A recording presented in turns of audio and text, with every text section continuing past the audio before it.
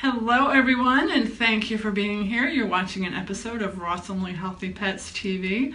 My name is Sarah Garthley from Rawsomely Healthy Pets. I am a holistic care consultant, and I help you be a holistic warrior for your pet and helping them live a longer and healthier life through raw feeding education, high quality CBD oil, and an independent pet pro through a fabulous company called Pawtree. And today I am talking to Eric Katz of Katz Dogs Canine, which is really a cool name. He does pet sitting, but so much more. So I thought it would be great to have Eric on, and so his clientele can learn about him and his expertise in the dog field, and get to know why it would be great to have him watch your pet. So, thank you for being here. Of course, thank you for having me. This is exciting. Tell us a little bit about yourself. Cool. So, my name is Eric Katz. I'm 23 years old. I'm from local to the area, to the show, Bucks County, and I've always had just a huge passion and love for animals. So I took my passion and love for that and used my entrepreneurial mindset and kind of twisted that and started my own business and working with pets. So, how long have you been involved in dogs? Because that goes back, doesn't it? Yeah, it's kind of, it depends how technical you want to get. So I've officially been doing my own business now, working with dogs for a year. I graduated last spring, 2018. Before that, I just had my own dog for 3 years. And that was the first dog that I've ever had, but I've had other pets because my mom wasn't a huge fan of animals. So I had ferrets, rabbits, those kind of things, and I just always had a love and passion for animals. And finally, when I moved away to school, I was like, all right, well, I'm paying for everything on my own. Let me get my own dog now. And what kind of dog did you get? So I got a Doberman. His name is Rico. He'll actually be turning 4 coming up in July. He shares the same birthday as my dad. Cool. Yeah, both July 10th, so they both share the same birthday, so it's double steak dinner. Well, cooking it up, so it's a good time. So I have to ask you, because I have Rottweilers, is Rico a black and tan? No, he's actually red. So when I first was looking for Dobermans, I only thought they came in the black and tan color. Well, I went to the breeder, and he was one of 11, and they had, I think, like 4 or 5 black, 3 or 4 reds, and then 3 or 4 blues. And I didn't even know the red or the blues existed. And I was like, wow, these are cool. So a few of the blues were spoken for. And I didn't want to get the black. I kind of wanted to get the red because, like I said, I'd never seen them before. And I thought they were really cool. So and be different. Yeah, I was like, I'll be different. So I got a red Doberman. And that's how I got the Rico But name. they come in black and tan, so there's a little connection there. Right. So yeah, I gave him, he was a red Doberman, so I gave him an R name, which is how I came up with Rico. Very cool. Very cool. So what made you want to get more involved in the pet sitting and dog walking? So when like I said, I had my dog at school, Rico, and I was always out walking with him. I just loved being outside and just being with him. And he kind of became a face on campus, and people saw how often I was out with him. And basically, people would either tag along or would ask for help, being busy with school or going out, if I could help take care of their dog. So I was doing that for free, and I didn't mind. It was fine. And then I started getting a little busier, and I was like, oh, well, instead of doing this for free, either pay for some food or whatever. And I kind of just built up to like, hey, now I'm like charging people and then building up a small clientele at school. So I was doing that. So there were other students that had their pets on campus? Yeah, there was a lot there, which is... Let's see, I didn't know you could have a pet at college. Well, yeah, West Virginia is a huge campus, so there's 30-some thousand kids. So people actually asked, like, it was weird because you think, like, oh, well, you're probably living in the dorm and you can't have pets there, which is true your freshman year, but West Virginia is so big that only, like, a fraction of the students live actually in dorms. Or like big buildings. So if you're a sophomore or older, you typically live like either on or off campus, but they're like their own houses. Like basically West Virginia University is smack in the middle of the city. Well, it's its own city. So basically without the school there would be nothing there. So there's a lot of houses and stuff like that around there. So if you live in your own house, then you would have your own pet there. Oh, okay, that makes sense. Living off campus, you can have that makes sense. So, and you've had the business how long? This May, so last May 2018, I graduated from school, and then I officially, made it pretty much legit. Because before I was kind of just on Rover, and I was kind of just getting it from another app, using the app to get business, and then word of mouth spread, and just clientele, and just, like I said, word of mouth and just being around doing it really took off. So I kind of got off Rover and just started doing my own business officially. But I mean, I guess taking care of pets probably like 3 years now. So do you just focus on pet sitting, or do you have other services you can offer? What's kind of unique about my, pet care, my business, is that I'm kind of like a hybrid, which you don't really see. So we have the pet care side, and then we also do training. So on our training side, we work with a ton of dogs.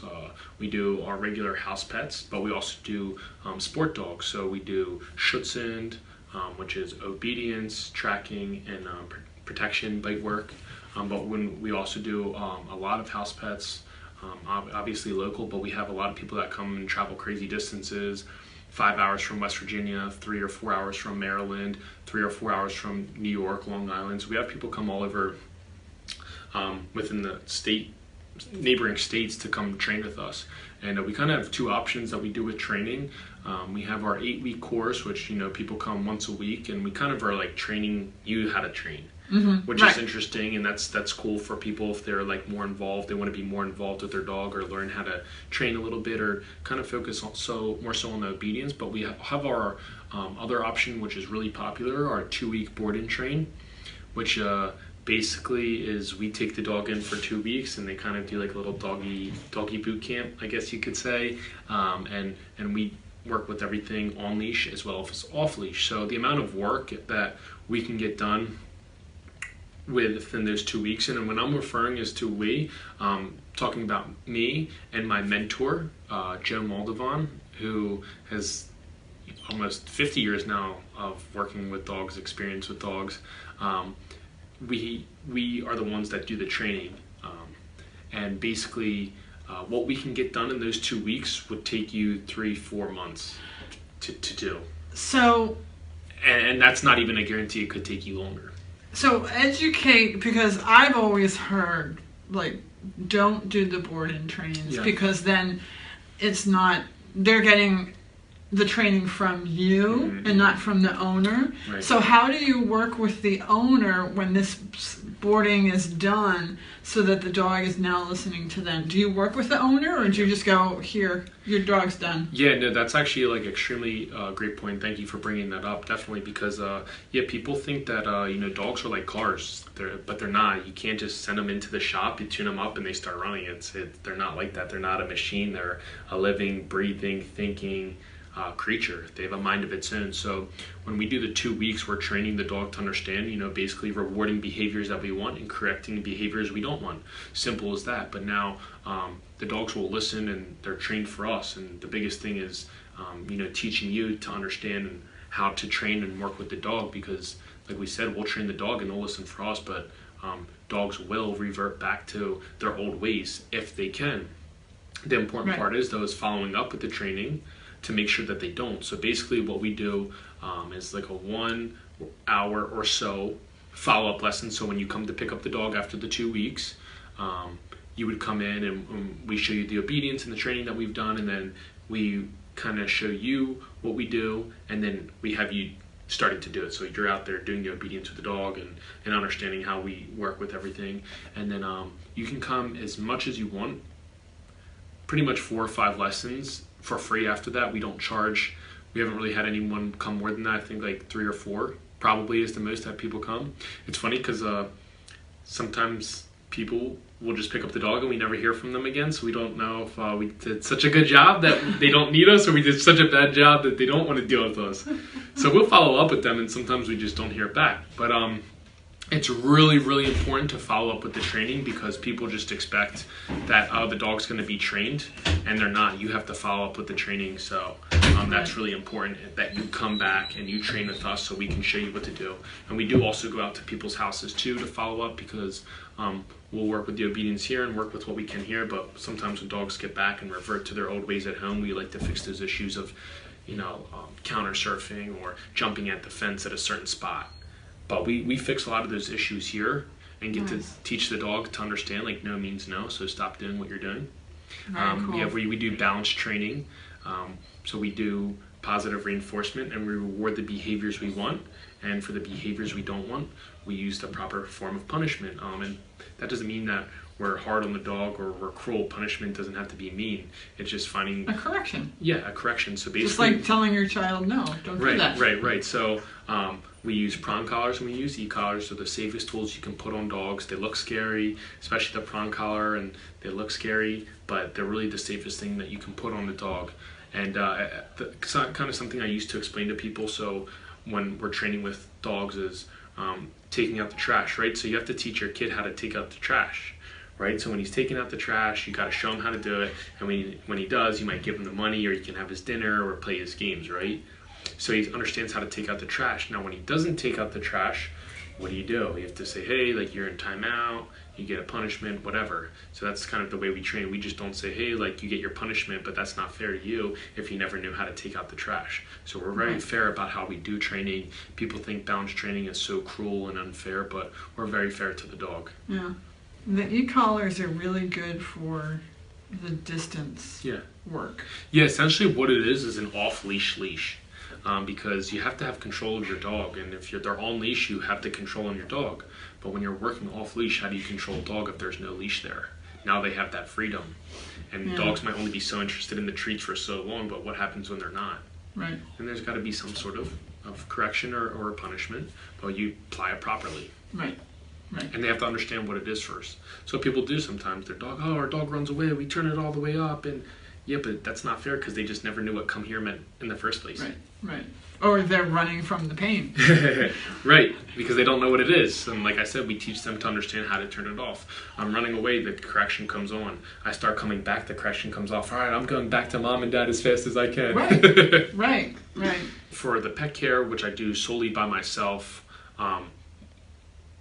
with a few employees that I do walking or drop-in visits. I have two options, which is 30 minutes or an hour. And then I have overnight care. So basically taking care of your house and the dogs at the same time. And then while you would go away on vacation or whatnot. And then the third option is a boarding option. So when I first started doing this a couple summers ago, I would really just let in any dog because I just wanted the business. And that got really crazy really fast. There was a ton of dogs in my house. Not a ton, but like anywhere from one having my own dog to 4 or 5 dogs. A couple years later, I'm a lot more picky about what dogs I actually bring in because I want them to have some manners. And because you also, I'm sure you have to make sure they're all going to get along. Well, of course. Because anytime you're in that pack environment, things can go bad really fast. Yeah, of course. And that was, something I was very big on. I didn't just accept the clients right away. Even back then I didn't. I was always for like, yeah, those dates are open. But it was like, hey, you have to come over and I have to make sure that, I'm seeing your dogs and your dogs get along with my dogs or the other dogs that were there at the house. And most of the time they're all neutered. My dog's not neutered, but he's very social, so I never really had to worry about him. It was typically the other dogs. But on top of that, I had to make sure that they were okay, like I said, with other dogs or people because they're living in my house. Like they're a part of my family. So if my mom is going to pick up a bowl or my sister's going to pick up a bowl or something like that and the dog's aggressive or they're going to clean up and pick up a bone or something and my family gets bit, that's not cool. Right. So I have to make sure that they're social dogs, they're non-aggressive or non-territorial about things. So walk us through the meet and greet process.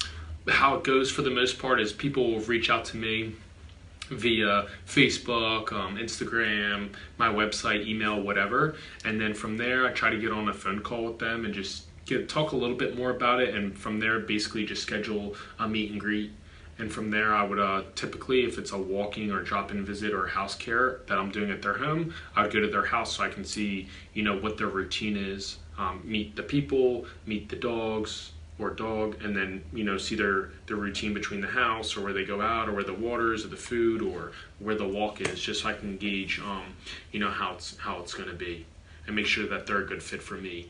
Although, every dog's a good fit for me. It's more of, I guess, if people think I'm a good fit for them, which I don't see why not. Of course.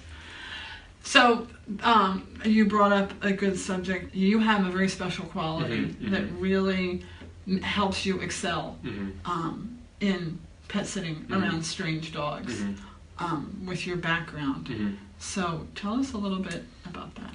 Yeah, so something that's kind of unique, I guess, per se about me versus some of the other pet sitters, and I'm not speaking for all of them, because eventually just working with a bunch of dogs, you do get the experience. But something that I do, like I said earlier, that I offer is training. So I don't only, show love and kisses to your dog and affection. My goal is to, have structure, make sure your dog gets their walk or gets their food. Not to say that I don't show any affection to your dog, because I definitely do, but I have to make sure that it's appropriate, because I work with a lot of skittish dogs or fearful or aggressive, so I can't be going over there like, oh, he's a good boy, and petting them, because theoretically you're reinforcing those behaviors of them being skittish or afraid, which is not what you want. That's a really good point, because a lot of people feel with the canines that when you're comforting them, they view it as comfort, but in actuality, they view it as praise.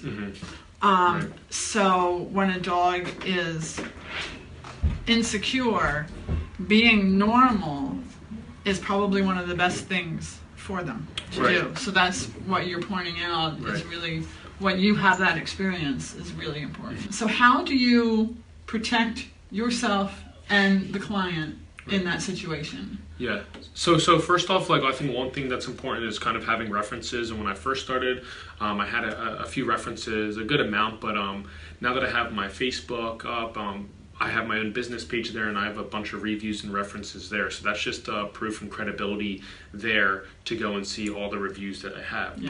But in terms of references are important. Yeah, absolutely, definitely. But in terms of covering my own self, I have basically contracts that I had a lawyer.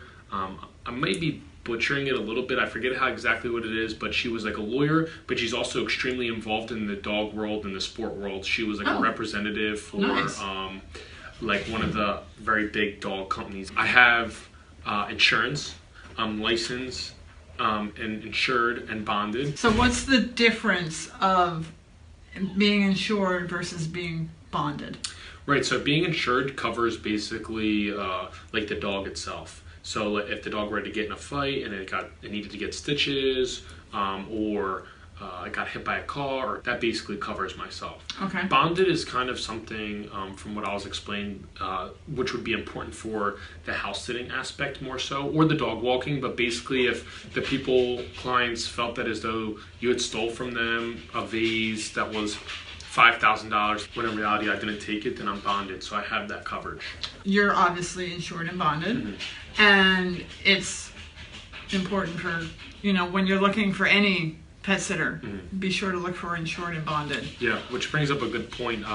When I was reaching out for those contracts from that lawyer, she was pretty proud of me, I guess, per se. I'm not meaning to honk my own horn, but for being that I was 23 and taking the right steps of having the insurance and getting the contract set out, she was surprised. She said, you would be surprised at how many companies or businesses that do the dog walking or pet care that have zero insurance or zero contracts and kind of just doing under the counter. So insurance is one of those things where it's you need it when it's too late. Right, and you went around it the right way, which is exactly what you should do in business, is do stuff the right way. Because I don't think I'm going to ever need the insurance. Knock on wood, I hope I never do, right? Yeah, but you never know. Like I said, it's one of those things where you need it when it's too late. So instead of just maybe trying to squeeze by, all right, maybe next year I'll get it when I'm more busy, or I'll get it then, or I'll get it then. I was although I'm not crazy busy and it's money, I think this is the smart thing to do, to get the insurance and to spend the money in the contracts. Absolutely. It's kind of investment in yourself. Absolutely. So spend a couple $100s or whatever it was to get the insurance or the contracts and protect myself from thousands of dollars. Right. So how do you determine, because you said that you're local to this area. Right. Obviously, because we're doing this live. So you're local in the Bucks County area. Correct. How do you determine, like, your distance? Like, what do you set that up at first? What's too far away? Right. Or do you, in the beginning, do you just like take everything and eat the gas price? Yeah, so I guess when I first started, like I said, I was just like extremely ambitious. So I just wanted to take any business or clientele that I could get.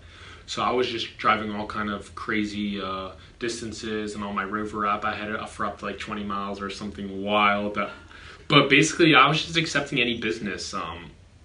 Anything up to almost 30 minutes away I was driving to. But at the time, it was maybe taking care of one house or one dog a week or whatever. So for me, that was worth it. Right. But now that I see that my business is expanding and I'm in the summer maybe taking care of 2, 3, 4, 5, 6 houses at a time, that'd be so unrealistic. What I'm kind of putting that like set limit at is like within 15 minutes for the most part.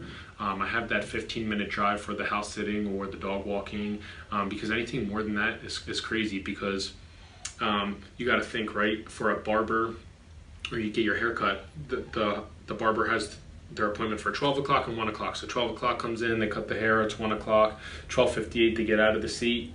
Okay, next person's down by 1 o'clock, you're cutting the next hair, you're good. But for me, it's if I set a 12 and 12:30, it doesn't work like that, because if I'm doing 30 minutes, 12 to 12:30, now I might have to drive what it might have been 10, 15, 20 minutes to that next house. So now I'm only getting 1.5, 2 houses in an hour. Which now, if I can concentrate my area within 5, 10 minutes, I can do those 2 houses in an hour, and not have to sweat or worry about the traffic or the gas that I'm spending. Because the other day, I kind of have 2 rules of anything I'll drive over the 15-minute mark. The first one is you're grandfathered in. So my OG, my original clients, I'll drive the extra distance for. And the second rule is kind of like if you're willing to pay for it. A distance fee. Right, yeah. So basically for gas or for time, I'll charge them more, 1. Or 2, they choose me to be that person to drive further because that their dog is like aggressive or skittish or whatever. They need someone with experience, which is me, which I need to charge more to go out there to help their dog out in that case. And your special skill set with your training background is really what helps you take on those dogs that other pet sitters may not. Have you had experiences where you've gotten clients where other pet sitters couldn't handle them?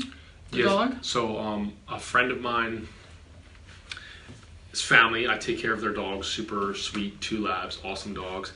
And their neighbor down the street, they have this one dog that they rescued. I forget what breed it is, real small guy, like Maltese, something small. And he's like really aggressive. Go to the crate. Literally how she sent me, like, hi, Eric, my name's da-da-da-da. This is our dog. Our neighbor, who was my family friend, this is the video she sent me. And it was a video of like 30 seconds long of like the phone camera at the dog's crate, just literally like looking to destroy the crate, the hand, the phone, everything. Like going nuts. And like they could get no one to take care of this dog. She's like, hey, are you up for the challenge? So I was like, oh, of course. So I went over for the meet and greet, and she's like, well, we'd love to get him walks, but I don't know how it'll be for you, so can you try and put the leash on him, but like we don't think he'll like it. Worst case scenario, their fence is fenced. They have a fenced-in backyard. You can let him out there. So we were talking, gave him some treats. He was okay with it, but then as soon as like I went to go just put the leash on, my hand got anywhere near him, snapped, and he bit me. So it wasn't anything crazy. Didn't puncture, wasn't bleeding, but he let me know, like, hey, I don't like being touched. Right. So she's like, okay, well, I guess like you can't walk him, so you'll just have to come over to let him out in the backyard. Now, most people would be like terrified or not want anything to do with those dogs, and I've actually helped them out over Easter that past weekend, and it doesn't bother me. I just know where my boundaries are with the dog. So, and the thing is he's actually becoming more confident with me because I've gone over there. And I'm not forcing myself on him. I'm allowing him to come to me, and building the relationship. Right, which is another mistake people might do. So I let him come to me, and by like the last day, we were kind of just like hanging out next to me, and I could pet him. Now, before I went over for this visit, I went over again to grab the key, and she's like, oh, I'll try leashing him again. And I got closer, I kind of, touched his head, and as soon as it was almost to go on, he didn't nip as hard or as aggressive, but he was like, hey, like, I still don't like really being touched. But I bet you now, like, the end of this time, if I were to try to leash him up, he probably would be okay with it. He wouldn't like it. But, I kind of know my boundaries with the dog. And I think that's really where you stand out in the services that you offer to people, and sets you apart, is that you have that background. Right. And so you have that, he has that knowledge. The experience. And the experience with those dogs that are risky. Right. That no one wants to deal with, but I'm always up for the challenge. There's a lot of dogs I deal with that are leash reactive. The dog means well, and he just needs a little control, but like either one that people just don't want to train, or sometimes they just don't know. So I try telling people about like, hey, this is maybe what I would recommend, and stuff like that. So do you pet sit, house sit, any other animals other than dogs, or do you just do mainly dogs? Mainly dogs. I mean, people will find me because of dogs, but if they have other pets there, I'm willing to help. This one client, they have frogs and turtles, so they're like, hey, just change the water, which is easy. Over the long times that I'd watch them, they would give me little worms that I could put in there, so that was cool, because then turtles were always like super like sleeping or like dead basically, and like you put a worm in there and they're like coming alive. I'm like, oh my god, look at these things go. That's and so then I fun. have a couple other clients that just have cats, so like, hey, can you just fill the water up or put the cat food in for dinner time, so I'll do that. But other than that, like, I'm not a cat specialist or reptiles. There's a couple people I know that do the dog thing, but they do like horses as well, and I don't know enough about those animals. I'm always willing to learn, but I know where my strengths are and where my weaknesses are. So that's a huge point, because sometimes people take something on that don't have that strength. So you are, obviously you've mentioned Facebook and everything, so you're obviously on social media and have a website. So tell people how they can find you. Yeah, so my three biggest things I would say is my Facebook, my Instagram, and my website. You can follow me on all those accounts for Facebook and Instagram at Katz Dogs K9.